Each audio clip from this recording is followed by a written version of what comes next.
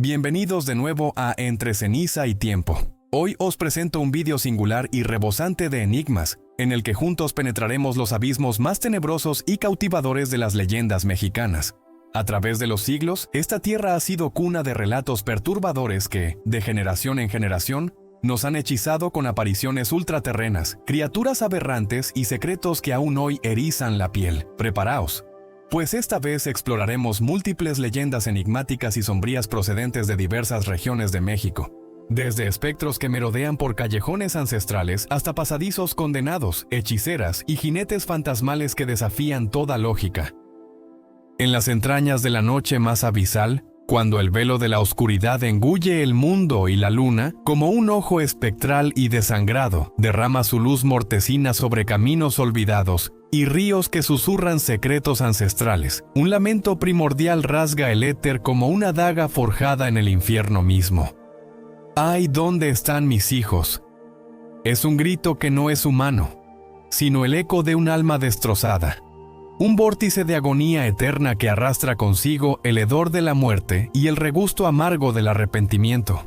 Aquellos que lo han oído, en las sombras de pueblos remotos o en las arterias laberínticas de ciudades olvidadas por los dioses, juran que proviene de una entidad maldita.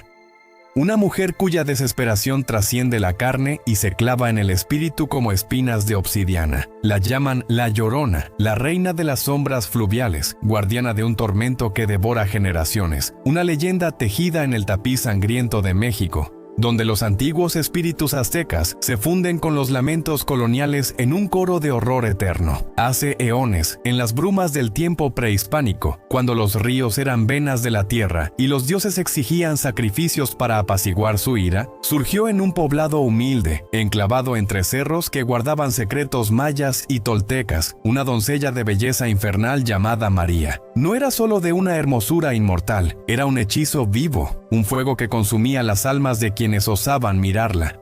Sus ojos, negros como pozos sin fondo, reflejaban abismos de pasión prohibida. Su piel, pálida como la luna en eclipse, invitaba a la perdición, y su cabellera, un torrente de ébano que danzaba con el viento como serpientes primordiales. Los hombres quedaban petrificados, convertidos en estatuas de sal ante su paso, sus corazones latiendo al ritmo de un tambor ancestral que anunciaba ruina. María era hija de la tierra fértil, de linaje mestizo, donde la sangre indígena se mezclaba con la conquista española, pero su destino estaba sellado por fuerzas más oscuras que cualquier imperio. Un fatídico día bajo un sol que ardía como el aliento de Huitzilopochtli, María cruzó miradas con un varón opulento y dominante, un hacendado de linaje español cuya riqueza provenía de minas que devoraban la tierra y esclavos que gemían en las profundidades. Él era un titán de crueldad envuelta en seda, con ojos que calculaban fortunas y un corazón forjado en el yunque de la ambición. Pese a los abismos que separaban sus mundos, ella, la flor silvestre de los campos, él, el lobo de las haciendas, el amor los unió en un pacto ardiente. Se casaron en una ceremonia que mezclaba ritos católicos con susurros paganos, y de esa unión nacieron dos vástagos. Gemelos de ojos inocentes, herederos de una belleza que prometía gloria, pero que portaban la semilla de la tragedia. Al principio, su vida fue un idilio ilusorio, un velo de felicidad tejido con hilos de oro. Paseaban por los ríos caudalosos, donde el agua cantaba himnos a Coatlicue, la diosa madre devoradora. Pero como las sombras que se alargan al ocaso, el hombre comenzó a mutar. Su afecto se enfrió como el acero en la forja, volviéndose gélido e indiferente hacia María. Centró su devoción en los hijos, aquellos pequeños seres que representaban su legado inmortal, ignorando a la mujer que había sido su obsesión. María, devorada por celos que ardían como brasas en su pecho, sintió el desdén como veneno que corroía su alma. Sus noches se llenaron de visiones, sueños donde su esposo la abandonaba por concubinas de piel olivácea, risas que resonaban en salones lejanos.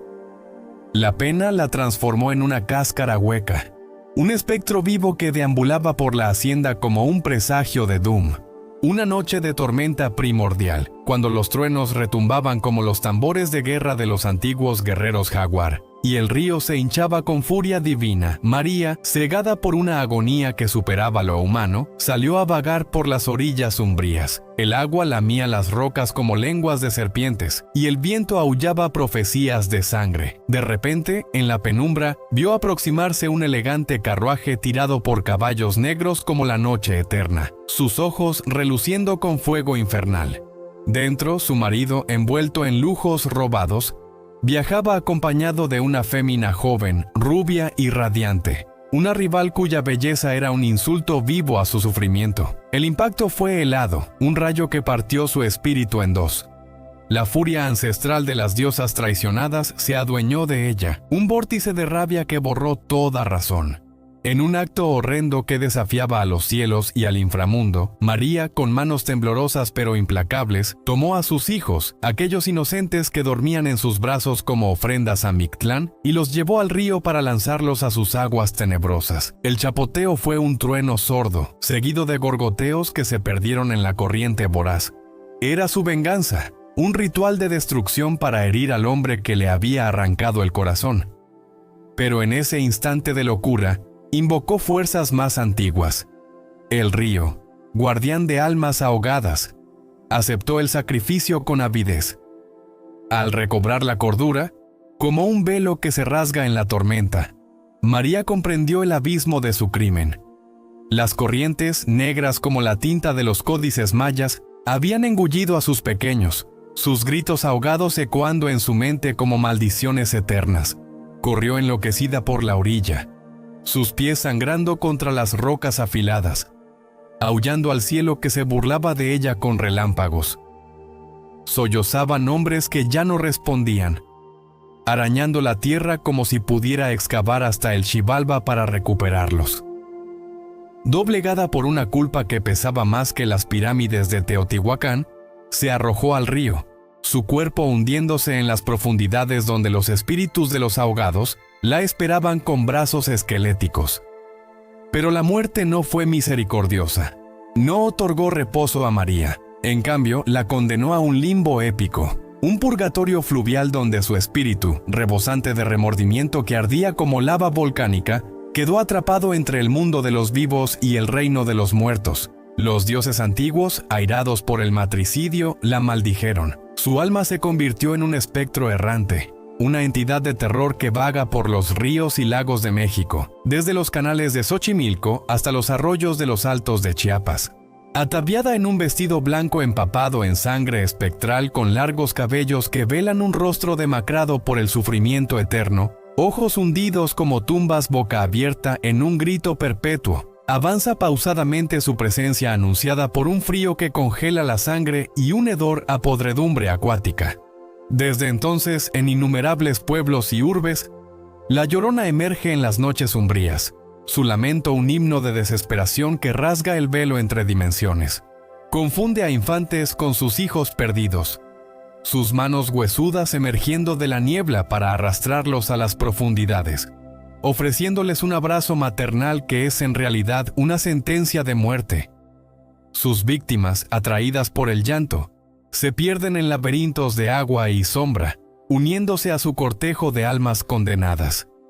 Los ancianos, guardianes de la sabiduría ancestral, exhortan a los jóvenes: no salgáis solos al caer la noche.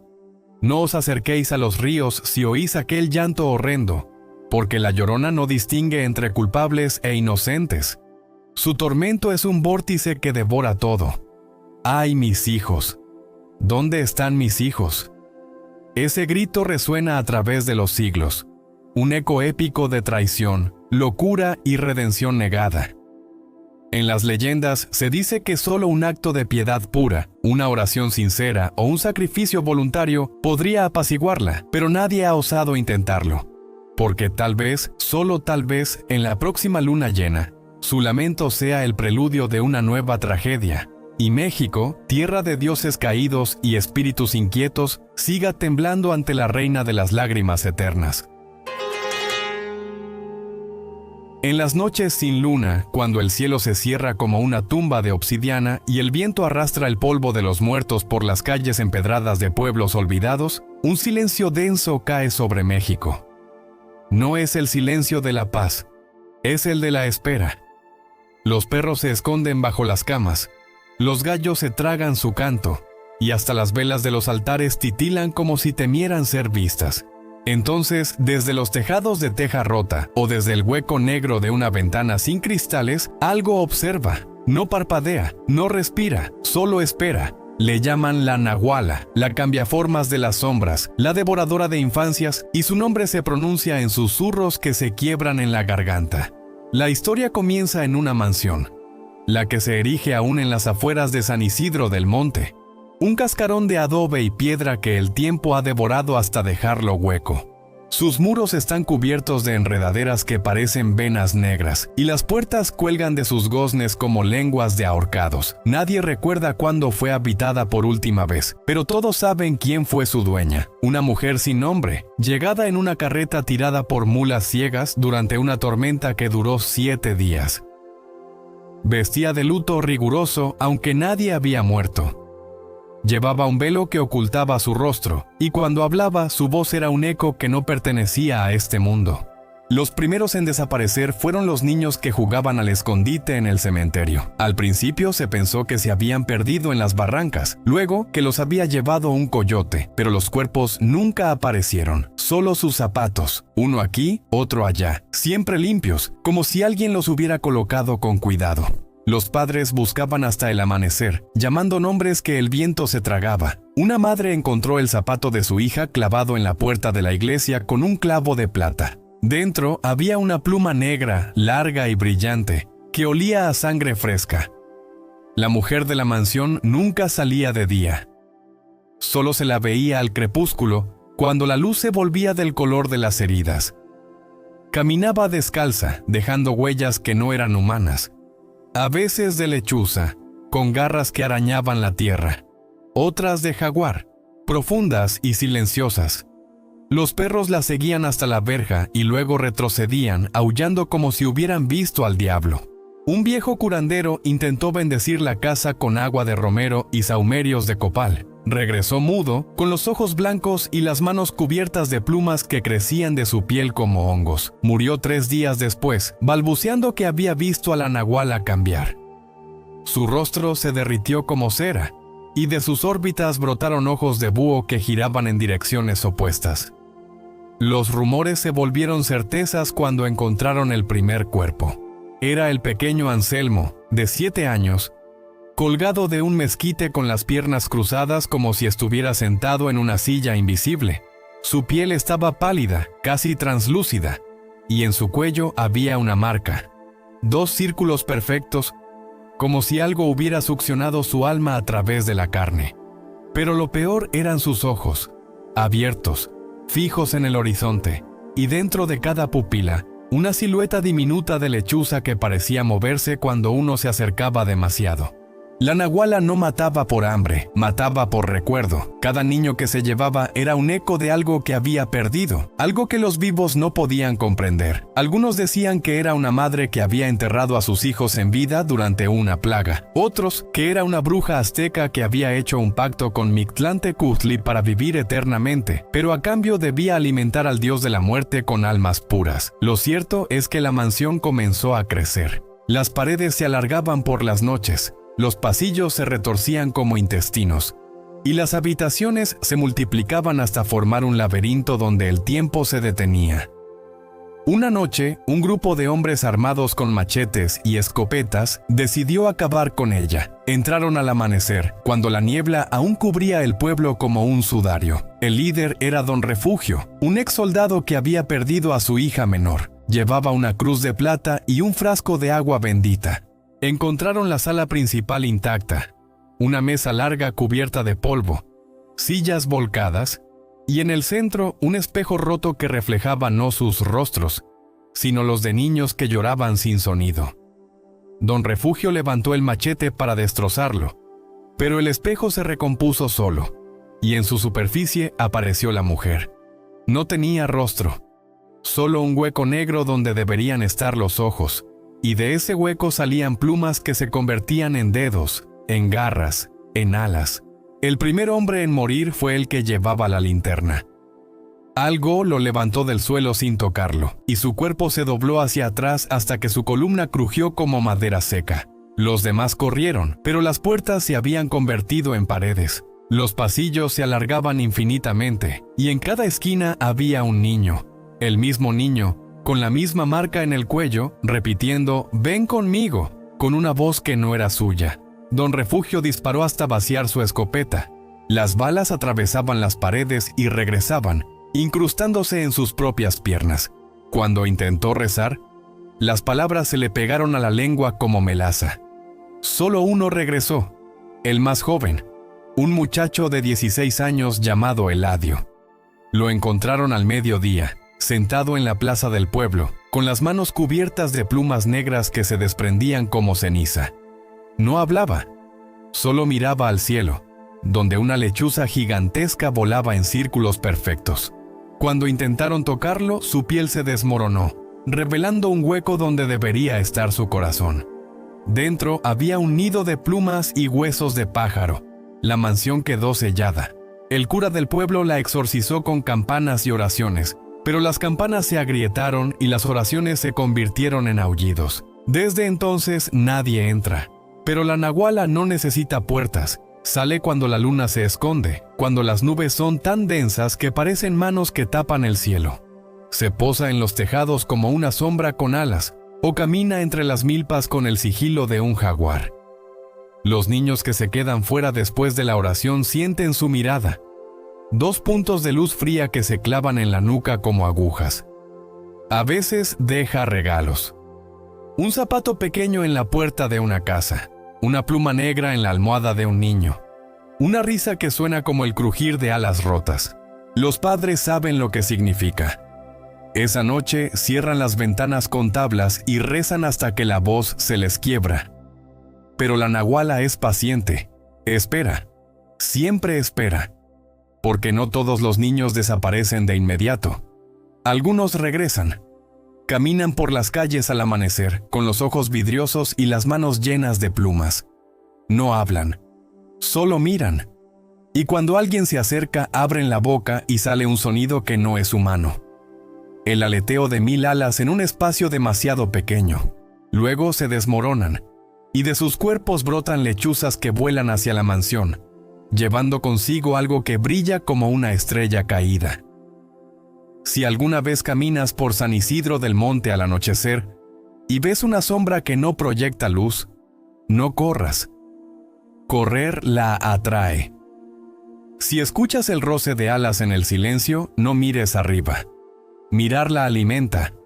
Y si sientes que algo te observa desde el interior de tu propio reflejo, cierra los ojos. Porque la nahuala no está en la mansión. Está en el espacio entre un parpadeo y otro. En el instante en que decides si creer o no. Y cuando menos lo esperes, te llevará. No con garras ni con colmillos. Solo con una pregunta susurrada al oído. ¿Vienes conmigo? Entonces sabrás que la noche nunca termina. Solo cambia de forma. En las entrañas de la noche rural mexicana, cuando la luna se hincha como una herida infectada y el viento arrastra el hedor de la tierra removida por los muertos, un silencio absoluto cae sobre los campos como una losa de obsidiana. Los gallos dejan de cantar, los perros se encogen en sus madrigueras y hasta los grillos ahogan su chirrido. Entonces, desde la espesura de los nopales retorcidos o desde el lecho seco de un arroyo, algo respira. No es un animal, no es un hombre, es el chupacabras, el devorador de sangre, el heraldo de la sequía eterna, cuya mera proximidad congela la savia en las venas de la creación. La primera matanza fue un sacrilegio. En una hacienda olvidada de Guanajuato, al amanecer de un día que olía a pólvora y a flores marchitas, el capataz encontró a sus cabras alineadas como ofrendas en un altar pagano. Cada una yacía con el cuello perforado por 2 agujeros perfectos, tan simétricos como los colmillos de una serpiente primordial. No había sangre en el suelo, ni en las ubres, ni en las bocas abiertas en un grito silencioso. Los cuerpos estaban secos, arrugados, como si algo hubiera sorbido no solo su vida, sino el recuerdo mismo de su calor. El capataz, un hombre que había visto morir a sus hijos en la revolución, vomitó sobre sus botas. Esa noche cerró las puertas con cadenas y rezó a la Virgen de Guadalupe con un rosario hecho de balas. Pero el chupacabras no conoce cerraduras. Regresó al tercer día cuando la luna se tiñó de rojo por el polvo de los volcanes. Esta vez eligió los chivos más grandes, los machos cabríos que los rancheros usaban para impregnar a las hembras. Los encontró en el corral, los degolló con precisión quirúrgica y dejó sus testículos intactos como burla. Los perros guardianes fueron hallados al amanecer con las gargantas abiertas, pero sin una gota de sangre en sus lenguas colgantes. Uno de ellos aún vivía, temblando, con los ojos desorbitados fijos en la oscuridad. Murió antes de poder ladrar. Los testigos que sobrevivieron a la visión del monstruo hablan de una pesadilla con forma. Su piel es gris como la ceniza de un cadáver quemado, cubierta de púas que no son espinas, sino huesos rotos que brotaron de su carne y se curvaron hacia afuera como garras de un rosario demoníaco. Sus ojos son dos brasas hundidas en cuencas negras, pero no reflejan la luz, la absorben, la devoran, dejando un vacío que hace que el alma se encoja. Cuando se mueve, no camina, se desliza, como si el suelo mismo se apartara para no tocarlo. Algunos dicen que huele a azufre y a leche agria. Otros, que su aliento es el olor de la placenta recién cortada. En los pueblos, las abuelas comenzaron a contar la verdadera historia, la que no se escribe en los periódicos. Dicen que el chupacabras no nació de la nada. Fue creado en los laboratorios ocultos de los hacendados españoles, que mezclaron la sangre de murciélagos vampiro con la de coyotes rabiosos y la de un nahual que se negó a servirles. Lo alimentaron con la leche de mujeres que murieron de parto, y lo bautizaron con agua bendita robada de una iglesia en ruinas. Pero la bestia escapó la noche en que un eclipse devoró la luna, y desde entonces recorre los campos buscando no solo sangre, sino la esencia misma de la vida que le fue negada. Hay quienes afirman haberlo visto alimentarse. En una ranchería de Zacatecas, un niño de 9 años desapareció mientras cuidaba las ovejas. Lo encontraron 3 días después, sentado en el centro del corral, con la piel pálida como el papel de amate. Tenía 2 perforaciones en el cuello, pero no estaba muerto. Sus ojos estaban abiertos, fijos en el horizonte, y de su boca salía un hilo de saliva roja. Cuando intentaron moverlo, su cuerpo se desmoronó como si estuviera hueco. Dentro de su pecho solo quedaba un corazón seco, arrugado, como una pasa negra. Los intentos de cazarlo han sido catastróficos. En 1995, un grupo de vaqueros armados con escopetas y machetes siguió sus huellas hasta una cueva en las afueras de Canatlán. Entraron al mediodía, cuando el sol quemaba la tierra como un hierro al rojo. Solo uno regresó, 3 días después, arrastrándose sobre los codos. Su lengua había sido cortada, y en su pecho llevaba grabada una marca. 2 círculos perfectos unidos por una línea, como un 8 infinito. Murió balbuceando que la cueva no tenía fin, que descendía hasta el Mictlán, y que allí el chupacabras tenía una corte de sombras que bebían la sangre de los niños no nacidos. Hoy, en los ranchos más apartados, los campesinos han desarrollado rituales para protegerse. Clavan cruces de mezquite en las puertas, untan ajo machacado en las ubres de las vacas, y entierran placentas de burro bajo los corrales para confundir al monstruo con el olor de la muerte falsa. Pero nada detiene su hambre. Cada luna nueva, algún animal aparece drenado, y a veces un niño. Los padres ya no dejan que sus hijos duerman cerca de las ventanas. Las madres cosen bolsitas de alcanfor y las cuelgan del cuello de los pequeños como talismanes contra la mirada que succiona almas. Y aún así hay quienes lo buscan: científicos americanos con cámaras infrarrojas, brujos de Catemaco con amuletos de obsidiana, cazadores de leyendas que creen que capturarlo les dará inmortalidad. Todos desaparecen. Sus vehículos son encontrados abandonados en los caminos de terracería, con las puertas abiertas y las llaves puestas. Dentro solo queda el olor: azufre, leche agria y algo más antiguo, como el aliento de una tumba que lleva siglos abierta. Porque el chupacabras no es solo una bestia, es una maldición con forma, un recordatorio de que la tierra mexicana guarda rencores que no prescriben. Cada gota de sangre que bebe es una deuda que la humanidad paga por haber profanado los lugares sagrados, por haber mezclado lo que no debía mezclarse, por haber olvidado que hay cosas que no deben ser nombradas. Si alguna vez viajas por las carreteras solitarias de Durango al anochecer y ves un bulto gris junto al camino que parece un perro pero se mueve como humo, no pares. Si escuchas un chasquido húmedo en la oscuridad, como alguien lamiendo una herida, acelera. Y si sientes que algo te observa desde el espejo retrovisor, con ojos que no parpadean y que absorben la luz de tus faros, recuerda esto. El chupacabras no mata por hambre, mata por recuerdo, y esta noche tal vez seas tú el recuerdo que busca. Los aluxes, los susurradores de la selva muerta. En las entrañas podridas de la península de Yucatán, donde la jungla devora todo rastro de humanidad y el sol filtra rayos como cuchillas a través de un dosel de hojas que gotean savia negra, nacieron los aluxes.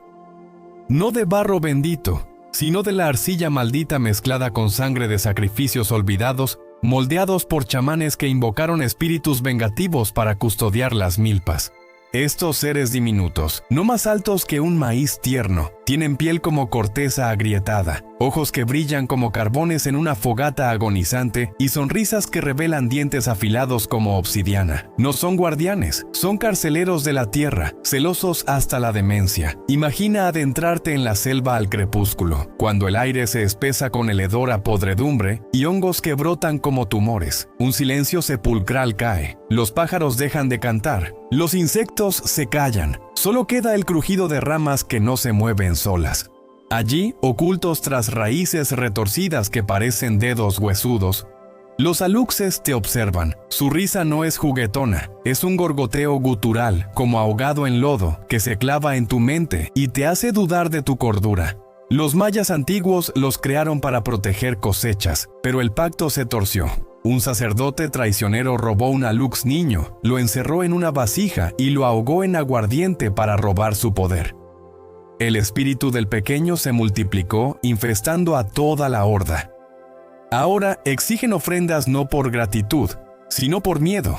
Un trozo de pan empapado en sangre de gallina, un juguete roto que simbolice infancia robada, o una gota de tu propia sangre vertida en la tierra. Si cumples, tus campos brotarán verdes, pero con un precio. Sueños donde diminutas manos te arrastran bajo la tierra, enterrándote vivo en raíces que aprietan como serpientes. Rompe el pacto, y la venganza es un infierno invisible. Un campesino de Quintana Roo olvidó su ofrenda una noche de luna llena. Al amanecer, encontró su milpa arrasada, tallos masticados hasta el hueso, huellas diminutas impresas en la tierra como marcas de garras. Esa noche oyó risas que lo guiaron en círculos hasta un cenote olvidado. Cayó y el agua lo tragó. Lo hallaron días después, flotando con los ojos abiertos, llenos de lodo, balbuceando nombres de niños que nunca tuvo. Otros desaparecen, viajeros perdidos en laberintos de vegetación que se cierra como una trampa, emergiendo semanas después con el cabello blanco y la mente rota, hablando de duendes que les chupaban el alma gota a gota. En las cosechas, las apariciones se multiplican, figuras veloces entre las hojas, robando no solo frutos, sino años de vida.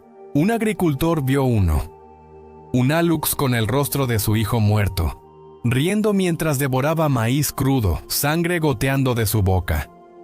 Corrió, pero el bosque se estrechó, ramas azotando como látigos. Despertó al alba, cubierto de mordidas que supuraban pus verde. Los sabios advierten: no mires atrás si oyes tu nombre susurrado en la brisa. Los aluxes no perdonan. Son la selva viva, devoradora, y si entras sin respeto, te convierten en parte de ella, un árbol más, con raíces que gritan en la noche.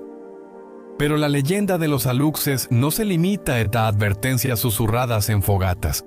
En las profundidades de la era maya, cuando los templos de Chichén Itzá aún sangraban con los ritos de los dioses, surgió un guerrero llamado Xibal, un chamán guerrero cuya linaje se remontaba a los primeros constructores de pirámides. Xibal era un hombre de ojos como pozos sin fondo, marcado por cicatrices de batallas contra invasores españoles que aún no habían llegado, pero que sus visiones profetizaban. Él fue quien primero invocó a los aluxes no como sirvientes, sino como aliados en una guerra épica contra la oscuridad que devoraba el mundo.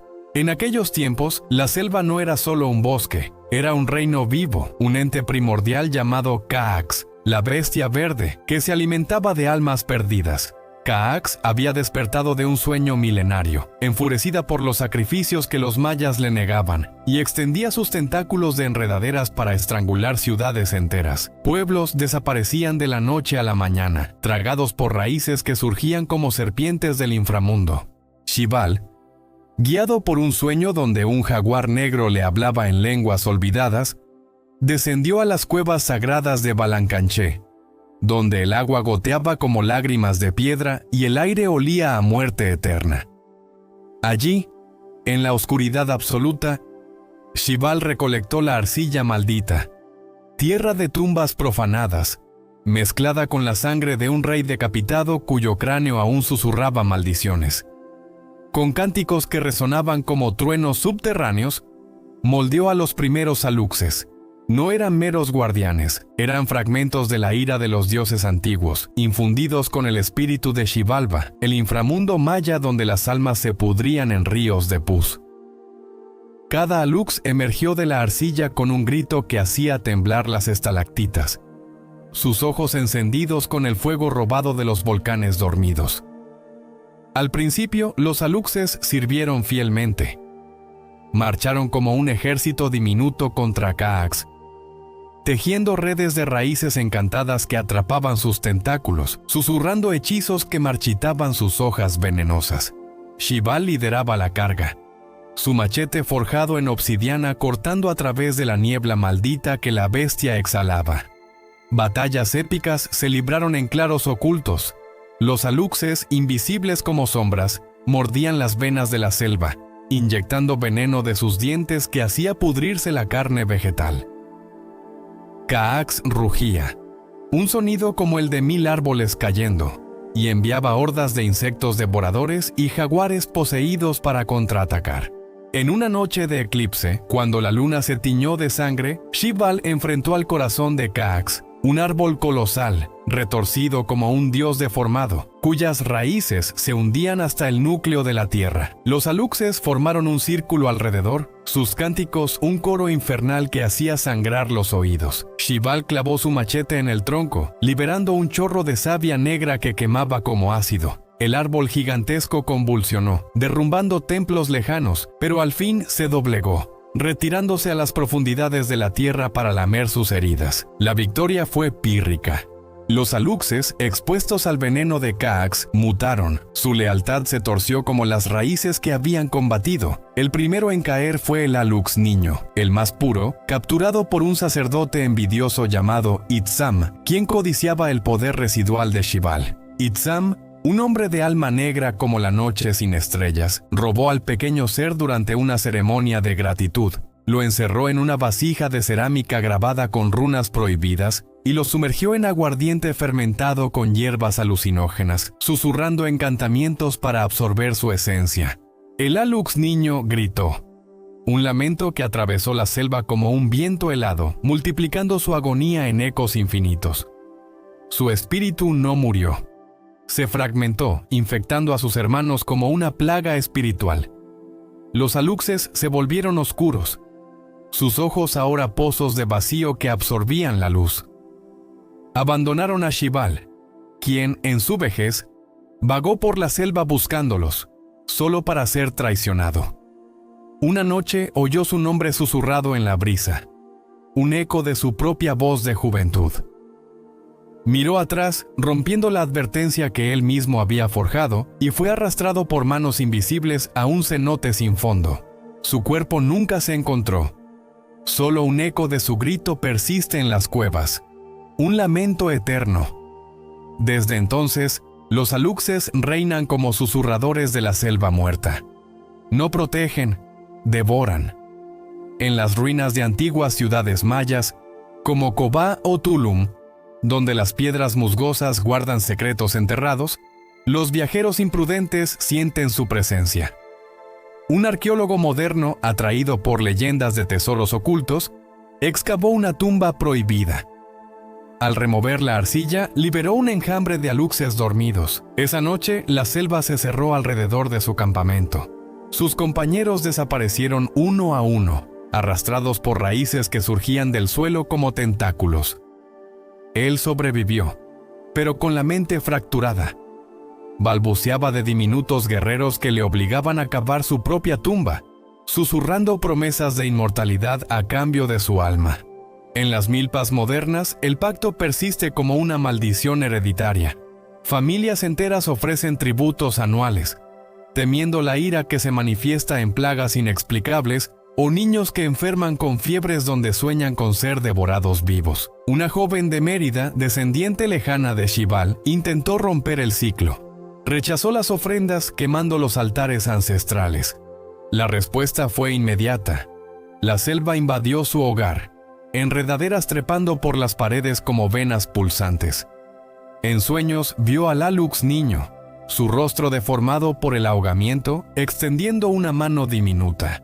Al despertar, encontró marcas de mordidas en su piel, supurando un líquido negro que olía a muerte. Los Aluxes no son meros duendes, son la encarnación de una épica oscura.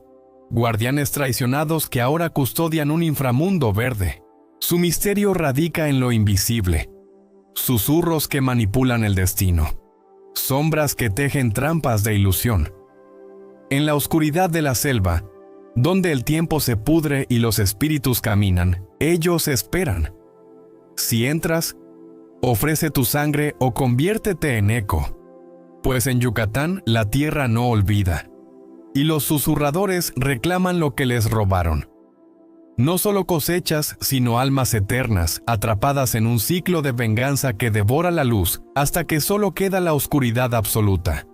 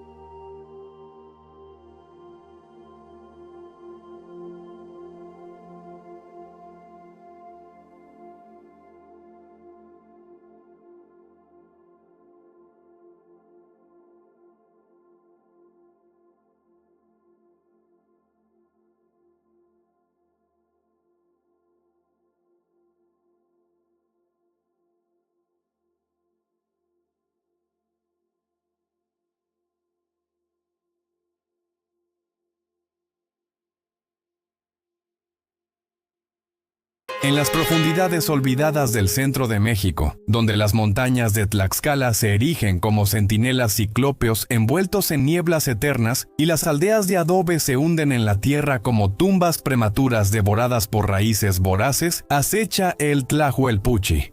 No es una bruja común, ni un espectro efímero. Es una vampira primordial, nacida de la sangre derramada en altares prehispánicos. Una maldición que se hereda como una plaga inexorable, tejiendo su red a través de generaciones. Su forma verdadera es un horror aviar. Un guajolote deformado, con plumas negras como alas de cuervo arrancadas del abismo, ojos rojos que supuran un odio ancestral, y un pico curvado que gotea icor viscoso, un veneno que corroe la carne y el alma. Se desliza por rendijas invisibles en las noches sin luna, trepando techos de palma que crujen como huesos fracturados bajo el peso de la oscuridad, dejando un rastro hediondo a carne quemada y leche agria, un aroma que impregna los sueños y transforma el descanso en pesadilla. La génesis de esta abominación se remonta a las eras oscuras de los nahuas, cuando los dioses exigían tributos de sangre para aplacar su furia cósmica. En las ruinas de Teotihuacán, bajo pirámides que aún susurran ecos de sacrificios, una sacerdotisa llamada Xochiquetzal, bendecida con belleza divina pero maldita por ambición, invocó a Mictlantecutli, el señor del inframundo. Deseaba inmortalidad para gobernar eternamente, pero el dios, con su sonrisa de calavera, le concedió un don retorcido, la capacidad de devorar la esencia vital de los inocentes para perpetuar su existencia. Xochiquetzal se transformó en la primera Tlahuelpuchi, su cuerpo mutando en una bestia alada que surcaba los cielos nocturnos, dejando aldeas enteras despobladas de niños. Su legado no murió con ella, se transmitió como una semilla podrida en la sangre de sus descendientes, activándose en la pubertad o mediante pactos desesperados. Una madre, al borde de la muerte por una plaga que devoraba a su aldea, podría ofrecer su alma a las sombras, salvando a su hijo solo para condenar a su linaje a una eternidad de hambre insaciable. El Tlahuelpuchi no mata por mera hambre, lo hace por un éxtasis profano, un deleite que eclipsa los placeres mortales. Su presa predilecta son los bebés, cuya sangre pura fluye como néctar divino, infundida con la inocencia que ella perdió en su caída. Se acerca en silencio, su aleteo un susurro traicionero que se confunde con el viento, posándose en la cuna como una sombra viviente. Con su pico afilado, perfora la tierna piel del cuello, succionando no solo la sangre, sino la vitalidad misma, dejando cadáveres marchitos con sonrisas congeladas en sus rostros diminutos, como si la muerte fuera un sueño dulce y eterno. Pero el horror no termina allí. Los cuerpos se marchitan en horas, piel arrugada como pergamino antiguo, ojos hundidos en cuencas vacías. Un recordatorio macabro de que la devoradora no solo quita la vida, sino que la corrompe. En una aldea remota de Puebla, hace siglos, una familia noble desafió el destino. El patriarca, un guerrero nahua llamado Cuauhtémoc, no el emperador, sino un eco de su legado, juró romper la maldición que afligía a su linaje. Su hija menor, Itzayana, nació con la mancha lunar en el hombro, una marca que brillaba como plata maldita bajo la luna llena. Cuauhtémoc, forjado en batallas contra invasores espectrales, reunió a los chamanes más sabios de las sierras. Construyeron un altar de obsidiana en el corazón de un volcán dormido, donde el aire ardía con vapores sulfúricos. Allí, en una ceremonia que duró 7 noches, invocaron a los espíritus guardianes, jaguares etéreos y serpientes emplumadas que rugían en el viento. Colocaron ajos trenzados como coronas de espinas, tijeras abiertas como fauces de metal, y cruces forjadas en plata robada de tumbas españolas alrededor de la cuna de Itzayana. El chamán principal, con ojos ciegos pero visión profética, entonó cánticos que hacían temblar la tierra, prometiendo que la maldición se rompería si la niña sobrevivía hasta el alba de su 13º cumpleaños. Pero la oscuridad no se rinde fácilmente. En la víspera de esa fatídica noche, cuando la luna se tiñó de rojo como sangre coagulada, el Tlahuelpuchi se manifestó no como bestia, sino como ilusión sádica, Primero, un aleteo distante, como alas de murciélagos en una caverna infinita, que se filtraba por las grietas de la choza. Cuauhtémoc, con su lanza en mano, montó guardia, su corazón latiendo como tambores de guerra. La familia velaba, cuchillos en puños temblorosos.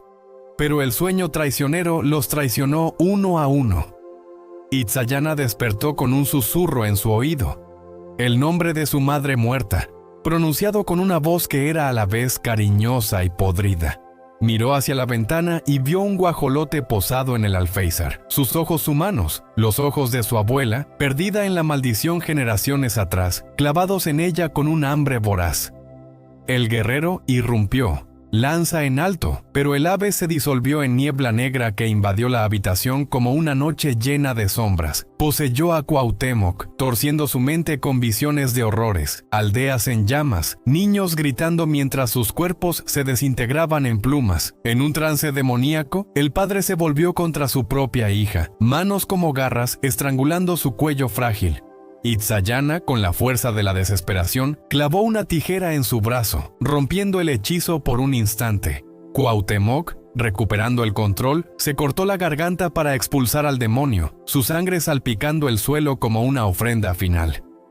El Tlahuelpuchi, expulsado, explotó en llamas fuera de la choza, plumas ardiendo eternamente en el patio, un fuego que no se extinguía ni con lluvia torrencial. Sin embargo, la victoria fue ilusoria. Itzayana sobrevivió esa noche, pero la maldición se enquistó en su alma. Años después, en la pubertad, sintió el cambio. Plumas brotando bajo su piel como espinas internas, un hambre que la devoraba desde dentro.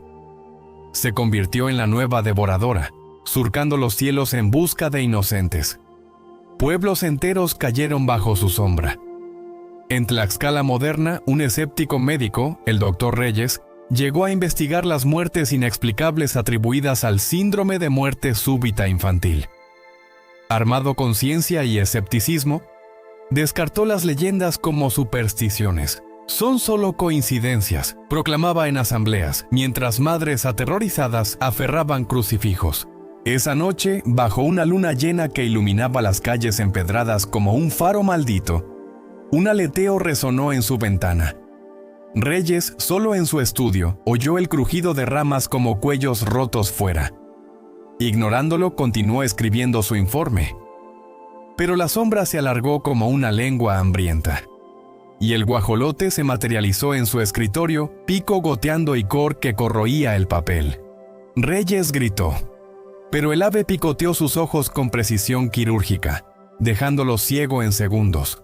En la oscuridad absoluta balbuceó sangre de inocentes repetidamente, hasta que su cuerpo se convulsionó y plumas emergieron de su piel, transformándolo en un híbrido grotesco antes de expirar.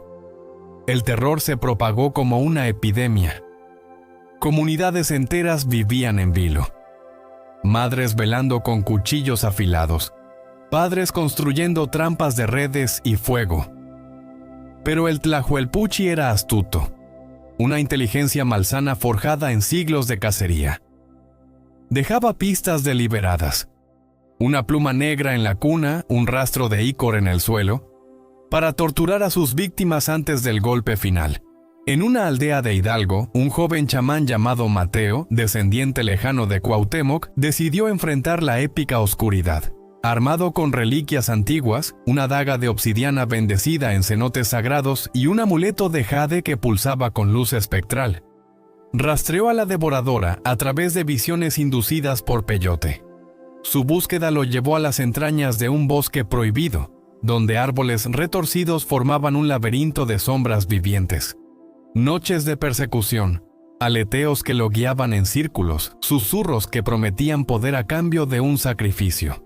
Finalmente, en un claro bajo la luna sangrienta, Mateo confrontó al Tlahuelpuchi en su forma verdadera. La bestia, enorme ahora, con alas que eclipsaban las estrellas, cargó con un rugido que hacía sangrar los oídos. Mateo esquivó, clavando la daga en su flanco, liberando un chorro de sangre negra que quemaba la tierra. El monstruo contraatacó, poseyendo su mente con ilusiones de su propia infancia devorada. Mateo vio a su madre muerta, transformada en el guajolote, picoteando su alma.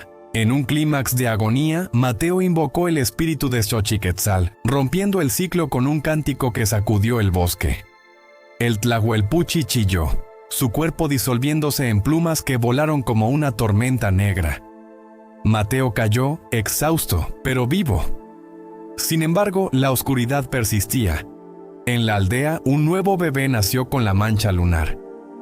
La maldición no muere, solo duerme, esperando el próximo aleteo en la noche. En las aldeas de México Central, el Tlahuelpuchi sigue siendo la noche encarnada, devorando el futuro gota a gota. Si oyes un aleteo en la oscuridad, no mires. Podría ser ella, hambrienta de inocencia, tejiendo su red de terror eterno. La épica batalla contra la devoradora no termina. Es un ciclo de oscuridad que engulle almas, dejando solo ecos de gritos en el viento.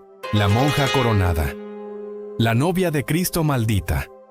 En las sombras eternas de los conventos poblanos, donde los azulejos talaveras se descascaran como piel muerta bajo la humedad perpetua, y los claustros devoran la luz del sol como tumbas abiertas al abismo, se susurra la leyenda de la monja coronada.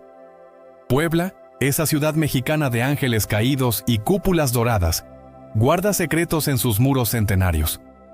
Los conventos de Santa Rosa, Santa Mónica y el de la Concepción, con sus jardines silenciados por el eco de oraciones olvidadas, son el escenario de esta historia maldita. Aquí el aire huele a incienso rancio y a algo más oscuro, el hedor de la devoción corrompida. La monja, cuyo nombre verdadero se perdió en los anales censurados de la iglesia, era conocida en vida como Sor Isabel de la Cruz. Nacida en 1752 en una familia de hacendados arruinados por las deudas, entró al convento de Santa Rosa a los 15 años, no por vocación divina, sino por la necesidad de un refugio. Su belleza era enfermiza, pálida como la luna de noviembre, con ojos negros que ardían con una fiebre interior. Sus hermanas la describían como una santa en éxtasis.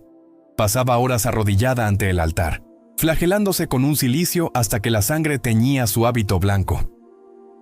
«Soy la novia de Cristo», proclamaba, con una voz que resonaba como un lamento. Pero su devoción rayaba en la demencia. Soñaba con visiones de un Salvador que la besaba en la oscuridad, susurrando promesas de unión eterna.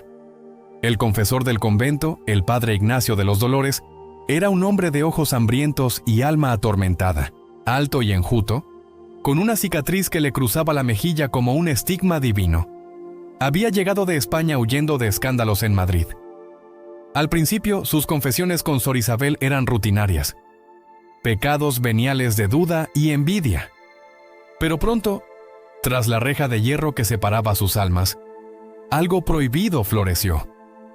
«Dios nos une en este amor», le murmuraba él, sus dedos rozando los de ella a través de los barrotes. Ella, enloquecida por la pasión, veía en él la encarnación de Cristo mismo. Besos robados en las sombras del confesionario, herejías susurradas al oído. El cuerpo es el verdadero sacramento. El amor se convirtió en veneno, un elixir que pudría el alma. La culpa devoraba a Sor Isabel. En sus visiones, Cristo la rechazaba, su corona de espinas goteando sangre acusadora. «Manchada», le gritaba el Salvador en sueños, «no eres digna de mi lecho celestial». La fiebre la asaltó como un castigo divino. Sudores fríos, delirios donde gusanos devoraban su pureza. Algunos dicen que fue el padre Ignacio quien la envenenó, temiendo que su secreto saliera a la luz. Otros, que ella misma vertió belladona en el cáliz eucarístico durante una misa solitaria a medianoche. Bebió la hostia envenenada, su lengua negra hinchándose como una serpiente traicionera. Convulsionó en el altar, sangre brotando de sus ojos como lágrimas divinas. Un estigma profano. «Cristo, acéptame», gritó antes de caer. Su corona de lirios blancos marchitándose sobre el velo inmaculado. El convento, aterrorizado por el escándalo, ocultó la verdad. El padre Ignacio huyó esa misma noche, dejando atrás un rosario roto y una carta sellada con cera negra. Prepararon el cuerpo de Sor Isabel como una novia de Cristo, según la tradición colonial. Hábito almidonado con encajes amarillentos, manos cruzadas sobre un rosario oxidado y una corona de flores podridas que goteaba savia negra como lágrimas de brea. La enterraron en una cripta secreta bajo la capilla, sellada con cruces de plata y oraciones exorcistas. Pero su alma rechazó el reposo. El pecado grabado en sus huesos clamaba por redención, o tal vez por venganza. Las primeras apariciones ocurrieron en 1760, durante una tormenta que azotaba Puebla como un flagelo divino. Las monjas oyeron pasos etéreos recorriendo los pasillos a medianoche, tacones invisibles clavándose en la piedra como estigmas sangrantes. Una hermana anciana, Sor Guadalupe, despertó con cantos gregorianos distorsionados en aullidos guturales. Kairi Eleison, convirtiéndose en Muere Eleison. Al alba, la encontraron muerta, con cruces invertidas trazadas en su nuca por dedos helados. Visitantes al convento, peregrinos devotos o curiosos incrédulos, inhalaban un hedor a lirios gangrenados, sintiendo presencias que susurraban pecados olvidados. Una novicia joven, Ana María, atraída por los rumores, decidió investigar. En 1785, durante una vigilia en la capilla oscura, vio la corona flotando en el aire, pétalos sangrando gotas viscosas que formaban charcos negros en el suelo. Extendió la mano tocándola con temblor. Al amanecer, estigmas supurantes perforaron sus palmas, sangre emanando con un olor a semen sacrílego, mezcla de lujuria y santidad corrompida. Enloqueció, arañando los muros mientras gritaba nombres prohibidos. Ignacio, Cristo, perdóname. Se ahorcó con su propio velo en la celda, su cuerpo balanceándose como un péndulo maldito. A lo largo de los siglos, la monja coronada se convirtió en un espectro omnipresente. En el siglo XIX, durante la Reforma, cuando los conventos fueron expropiados, soldados intrépidos entraron a las criptas. Uno de ellos, un capitán ateo llamado José Ramírez, juró haber visto una figura resplandeciente, halo opaco como una luna muerta, rostro velado por gusanos que devoraban su pureza. Intentó profanar la tumba, pero una mano invisible lo empujó al vacío de un pozo seco, donde se ahogó en aguas inexistentes, su cuerpo hinchado como el de Sor Isabel. En el siglo XX, con la modernidad invadiendo Puebla, la leyenda persistió. Turistas en el convento de Santa Rosa reportaban visiones, una monja coronada arrastrando su velo por los jardines en noches de luna nueva, atrayendo a vírgenes curiosas hacia pozos profundos donde se ahogaban en una fe corrompida. Una investigadora paranormal, la doctora Elena Vargas, en 1987, instaló cámaras en la cripta. Las grabaciones capturaron sombras danzantes, ecos de besos prohibidos y un susurro constante. Confiesa mi amor o únete a mí en el infierno. Elena desapareció esa noche. Su equipo la encontró al día siguiente, con estigmas en las manos y una corona de lirios marchitos sobre su cabeza.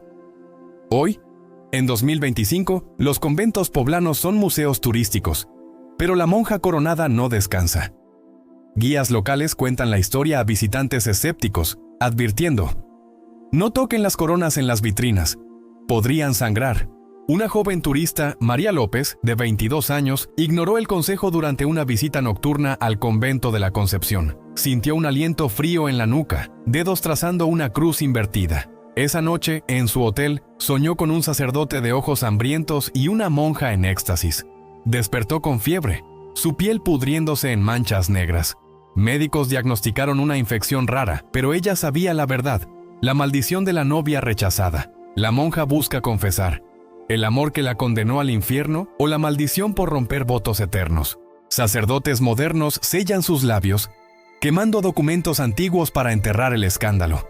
Pero en las noches de luna nueva, su velo se arrastra por los jardines empedrados. Un susurro de seda y huesos. Atrae a los devotos débiles, a los amantes prohibidos, recordándoles que la pureza gangrena bajo la lujuria. Los conventos guardan su enigma como una úlcera abierta. Devoción que mata, santidad que pudre. Cristo, en su trono eterno, rechaza novias manchadas, dejando que sus almas errantes clamen en la oscuridad. Algunos intentan exorcismos. En 2015, un obispo de Puebla, Monseñor Ruiz, descendió a la cripta con agua bendita y crucifijos. Recitó salmos hasta el amanecer, pero al salir, su rostro estaba marcado por estigmas. Ella no quiere paz, murmuró antes de renunciar. Quiere compañía en su tormento. Desde entonces, las apariciones se intensificaron. Monjas modernas despiertan con rosarios estrangulándolas. Visitantes sienten besos helados en los labios. La leyenda se extiende más allá de Puebla. En México City, en el exconvento de San Jerónimo, donde Sor Juana escribió sus versos, se reportan ecos similares. Una monja coronada susurrando herejías poéticas. ¿Es la misma? ¿O el pecado de Sor Isabel infectó otros claustros como una plaga espiritual? Antropólogos la estudian como folclore, Pero los creyentes saben, es real. En festivales de Día de Muertos, ofrendas incluyen lirios marchitos y hostias envenenadas simbólicamente, para apaciguarla. Una noche reciente, en el convento de Santa Mónica, una guardiana solitaria, doña Carmen, vio la figura completa. Hábito flotante, corona goteante, rostro descompuesto revelando huesos sonrientes. «Dime tu pecado», le susurró el espectro. Carmen, aterrorizada, confesó un amor juvenil prohibido. Al alba, el fantasma se desvaneció, pero Carmen envejeció décadas en horas, su cabello blanco como nieve maldita. Así perdura la monja coronada, novia de Cristo maldita. En los conventos poblanos, donde el tiempo se estanca como sangre coagulada, su historia advierte: la devoción extrema es un filo doble. Ama a Dios con pureza, o únete a las sombras que acechan. Puebla, con sus azulejos sangrantes y claustros hambrientos, guarda el secreto. Y en la medianoche, si escuchas pasos invisibles, reza, no por ella, sino por ti. El charro negro, el jinete de las sombras eternas. En lo más profundo y árido de México, donde las carreteras se estiran como cicatrices olvidadas bajo un cielo negro y sin estrellas, la medianoche despierta horrores que el sol jamás toca. El viento susurra secretos a través de los nopales espinosos y el polvo se arremolina como almas en pena. Es en estos caminos desolados, los que serpentean por el desierto de Sonora, las sierras de Jalisco o las llanuras embrujadas de Veracruz, donde el terror se materializa en una figura envuelta en oscuridad. Lo llaman el charro negro, un espectro que cabalga entre los vivos y los muertos. Su presencia un presagio de condenación eterna. La luna, cuando se digna a aparecer, pinta el paisaje con un brillo enfermizo, como si el mundo entero estuviera cubierto por una capa de ceniza lunar. Los viajeros solitarios, camioneros exhaustos, peregrinos perdidos o amantes huyendo de sus pecados, sienten un escalofrío que no proviene del frío nocturno. Primero es un rumor distante, el eco suave de cascos golpeando la tierra seca, un ritmo hipnótico que se acerca con lentitud deliberada. No es el trote de un caballo común, es el pulso de algo antiguo y maligno, un latido que resuena en el pecho del oyente como un tambor de muerte. La leyenda del charro negro se remonta a los tiempos coloniales, cuando México era un tapiz de haciendas opulentas y pueblos sumidos en la miseria. En el siglo XVIII, en una ranchería polvorienta de Guanajuato, vivía un hombre llamado Esteban Ruiz. Alto y enjuto, con ojos hundidos por el hambre y una barba rala que ocultaba una sonrisa torcida, Esteban era un charro de oficio, pero su alma ardía con una codicia que devoraba todo a su paso. Hijo de peones arruinados, había visto cómo los terratenientes acumulaban fortunas en oro y plata, mientras él se rompía la espalda domando caballos salvajes por migajas. La vida es un juego cruel, murmuraba en las cantinas, ahogando su amargura en pulque agrio. Pero yo ganaré, cueste lo que cueste. Una noche de tormenta, cuando los relámpagos rasgaban el cielo como garras divinas, Esteban se encontró en una encrucijada literal. Un cruce de caminos donde se decía que el diablo atendía peticiones. Desesperado por la ruina de su familia, su esposa enferma, sus hijos famélicos, invocó al maligno con palabras robadas de un libro prohibido que un sacerdote hereje le había prestado. «Dame riqueza ilimitada», suplicó, arrodillado en el barro. «A cambio, toma lo que quieras cuando muera». El aire se volvió espeso, cargado de azufre, y una figura emergió de las sombras. No un demonio cornudo, sino un caballero elegante, con traje de charro negro y ojos rojos como brasas. «Hecho», respondió el diablo con una voz que era un eco de risas ahogadas. «Pero recuerda, el alma no se negocia, se cobra». Al amanecer, Esteban despertó en su choza miserable, pero junto a él yacía un saco rebosante de monedas de oro. La fortuna lo siguió como una sombra fiel. Minas que escupían plata, cosechas que brotaban en tierras estériles, apuestas que siempre ganaba. Se convirtió en un hacendado poderoso, vistiendo trajes de charro adornados con botones de plata que brillaban como estrellas caídas. Su esposa sanó, sus hijos prosperaron, y las fiestas en su mansión resonaban con música de mariachis y risas ebrias. Pero la opulencia traía un veneno sutil. En las noches, Esteban soñaba con el diablo montado en un corcel negro, extendiendo una mano huesuda. El miedo lo consumía. Intentaba redimirse con donaciones a la iglesia, pero los sacerdotes lo miraban con sospecha, como si olieran el pacto en su aliento. Los años pasaron, y la hora pactada se acercó. Esteban, enloquecido por el terror, huyó a caballo por caminos remotos, cambiando de identidad, ocultándose en pueblos olvidados. Pero el diablo no olvida. En una noche sin luna de 1789, en las afueras de Querétaro, el cielo se oscureció como un velo fúnebre. Esteban oyó cascos a su espalda, un galope que lo perseguía sin descanso. Al volverse, vio al jinete negro, sombrero calado ocultando el rostro, ojos penetrantes que ardían con fuego infernal. «Es la hora», susurró él. Esteban espoleó a su montura, pero el caballo se encabritó, arrojándolo al suelo. El demonio lo atrapó, fundiéndolo con su esencia maligna. «Vagarás eternamente», decretó. «Buscarás almas para aplacar tu deuda, o sufrirás solo en el limbo». Desde entonces, el charro negro, la sombra maldita de Esteban, recorre las carreteras mexicanas, un espectro atado a su corcel negro como a una cruz invertida. Su traje, una vez elegante, ahora parece tejido de tinieblas, con botones de plata que tintinean como monedas de Judas. Su rostro permanece oculto, pero quienes lo han vislumbrado hablan de una piel marchita, surcada por venas negras y una sonrisa que revela dientes afilados como espinas. Los encuentros con el charro negro son relatos de puro terror, susurrados en fogatas de camioneros o en velorios rurales. Toma el caso de Juan Pérez, un comerciante de Oaxaca, en 1920. Viajando solo por la carretera a Puebla, oyó los cascos aproximándose. El aire se enfrió y un olor a azufre invadió su carro. Al mirar atrás, vio al jinete. Alto, imponente, su caballo exhalando vapor negro. «Buenas noches, amigo», dijo el charro con una voz grave como un trueno lejano. «Pareces cansado. Te ofrezco compañía, y algo más, riqueza que jamás soñaste». Juan, tentado por sus deudas, aceptó. El charro cabalgó a su lado, contando historias de tesoros enterrados. Al alba, Juan llegó a casa con bolsas de oro inexplicables. Pero esa noche el diablo cobró. Juan enloqueció, gritando que sombras lo arrastraban al infierno. Lo encontraron ahorcado en su granero, con marcas de cascos quemadas en el suelo. Otra víctima fue María López, una viuda de Chiapas en los años 50. Regresando de un mercado nocturno, sintió el escalofrío. Los cascos resonaron, y el charro apareció, su sombrero inclinándose como una reverencia mortal. «Hermosa dama, ¿aceptas mi suerte? Te daré amor eterno, fortuna para tus hijos». María, solitaria y pobre, asintió.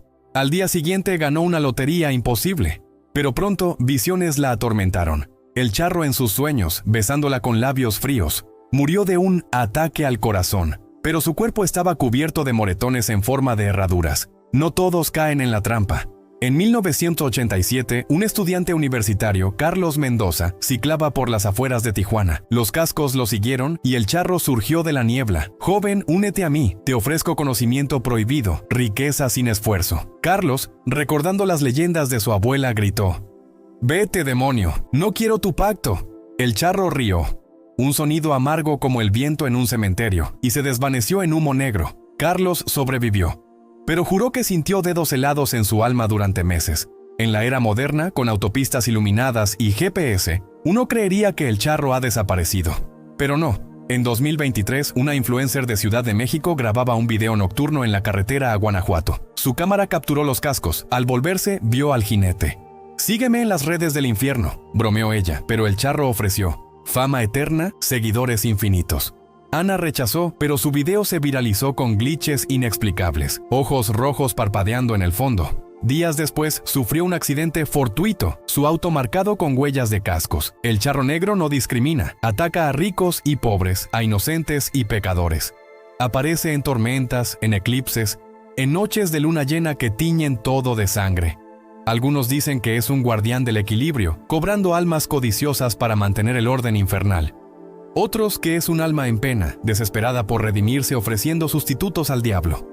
Si viajas por los caminos solitarios de México, escucha con atención. Si oyes cascos acercándose, no mires atrás, acelera, reza un Ave María o enciende una luz. El charro odia la claridad. Aceptar su oferta es firmar con sangre, riqueza fugaz por eternidad en llamas. Rechazarlo trae escalofríos perpetuos, risas espectrales en tus sueños. El charro negro espera, paciente como la muerte, en las sombras de la medianoche, porque en México las leyendas no mueren, cabalgan, eternas y hambrientas.